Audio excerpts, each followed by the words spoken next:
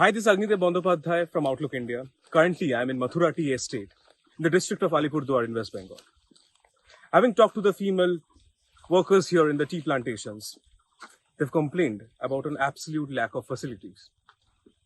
There are many difficulties when it comes to daily work here in the tea estates. They face a number of challenges, including physical challenges, and they complain that there has been no medical attention provided to them.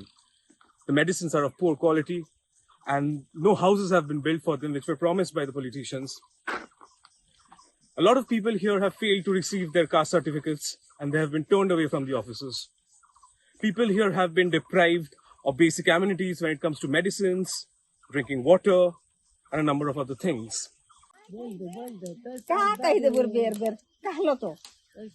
আমাদের এখানে ওষুধ ভালো পাওয়া যাচ্ছে না, এই বাগানের এসে কষ্ট হইতেছে, আর যে ইন্দিরাবাস ঘর দেয় না এখন পর্যন্ত। এত দিন থেকে আমি ভোট দিচ্ছি দিদিকে,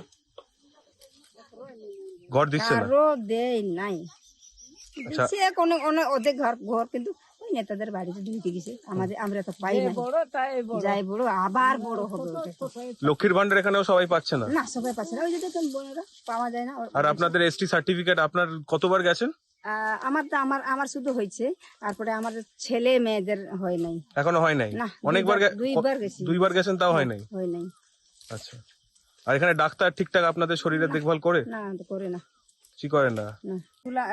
পেশেন্টকে নিলে বাবুরহাট পাঠায় দেয়, বাবুরহাট থেকে আলিপুর পাঠায় দেয়। সবার হাতে তো সবসময় টাকা থাকবে না, থাকবে না, থাকবে বাবা ভাই, তাহলে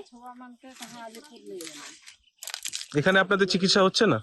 না ভালো করে হচ্ছে না, আলিপুর পাঠিয়ে দিচ্ছে। হ্যাঁ পাঠায় দেয়, তাহলে আমাকে টাকা নিজে টাকা দিতে লাগে। আপনারা দিনের মজুরি কত পাচ্ছেন এখন? ওই 250 টাকা।